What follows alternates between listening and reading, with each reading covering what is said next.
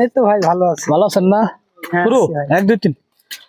তো কেমন আছে প্রবাসের মাটিতে যে আপনারা এত কষ্ট করেন ডিউটি করার পরও যে আপনারা এইভাবে সবজি বাগান আবাদ করছেন, তা কেমন কি অবস্থা হ্যাঁ তো সবজির? ভাই, কষ্ট তো করাই লাগবে, হ্যাঁ। না কষ্ট করলে কি ফল আসবে? হ্যাঁ, ঠিক আছে। তারপরে দেশের মানুষ যে জানে যে মালয়েশিয়া মাটিতে যে কাজের ফাঁকে ফাঁকে যে আপনারা সবজি ফলাইতেছেন, হ্যাঁ, কেউ জানে কেউ জানে না। ফ্যামিলি কেউ জানে না। দেখাও পালং শাক এগুলোই। সেই যে পালং শাক এই যে দেখে লাগাইছি। পালং শাক লাগাইছে ভাই, লাউ লাগাইছে, ওদিকে লাউ আছে, ওই যে আরেক ভাই ব্রাদার ওদিকে লাগাইছে, আবার এদিকে ডাটা শাক হইতেছে, ওই যে কলমি শাক কলমি আছে। শাক।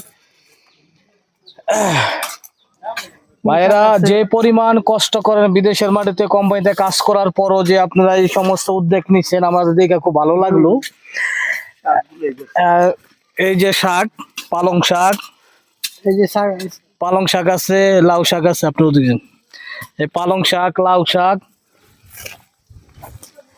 সুন্দর একটা দৃশ্য দেখছেন, কত সুন্দর একটা প্রবাসের মাটিতে ভাইয়েরা সবজি আবাদ করে সফল কৃষক। এটা তো বাংলাদেশের অনেকে জানেন না যে মালয়েশিয়ার মাটিতে ভাই ব্রাদাররা কত কষ্ট করে কোম্পানির কাজের ফাঁকে ফাঁকে নিজের নিজের একটা ভালো একটা সবজি খাইতে মন চায়, সেটার জন্য আবাদ করে ভাইয়েরা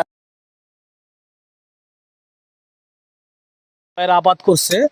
যারা ভাই প্রবাসী ভাই বোনেদের জন্য অবশ্যই দোয়া করবেন, তার শরীরটা যে ভালো থাকে, এবং প্রবাসী যাদের এদের ফ্যামিলি আছে ফ্যামিলির জন্য দোয়া করবেন। এত কষ্ট করার পরও যে প্রবাসের মাটিতে এত সুন্দর একটা, আমি কিন্তু 8 ঘন্টা 9 12 ঘন্টা ডিউটি করা। ভাইয়ের দেশের বাড়ি কোন জায়গায়? আমার দেশের বাড়ি ঠাকুরগা।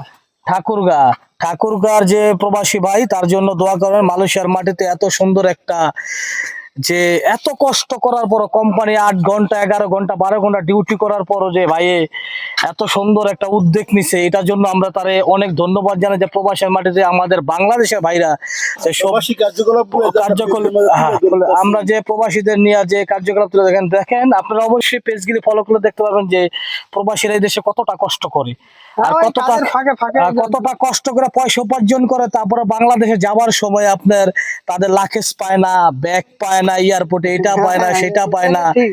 ঠিক আছে? তাদের দেখে একটু মায়া লাগে না? বাংলাদেশের হাই কমিশনার কি একটু মায়া লাগে না এই প্রবাসীদের দেখা? অবশ্যই এটা আমরা হেডলাইন করে দিব যে প্রবাসীদের বাংলাদেশের প্রত্যেকটা সোশ্যাল মিডিয়াতে এই ভাইয়ের এই সফলতার কার্যকারিতা এবং সফলতার যে উদ্যোগটা, এটা সবার সাথে তুলে ধরবেন। এবং সাইডে যে আপনার নেপালি ভাই ব্রাদার আছে, তারাও কিন্তু আবাদ করছে। সবাই মিলিতভাবে যৌথভাবে যে একটা সবজি বাগান, একটা গার্ডেন তুলে করে উঠাই ধরছে, তাদের জন্য আমরা হাজারো আল্লাহর কাছে শুকরিয়া জানাই। ভাই মুসলমান আমি হিন্দু, তাতে কোনো সমস্যা না। মানুষ মানুষের জন্য, জীবনের জন্য, ঠিক আছে? তারপরে ভাইয়ের কাছে ভাই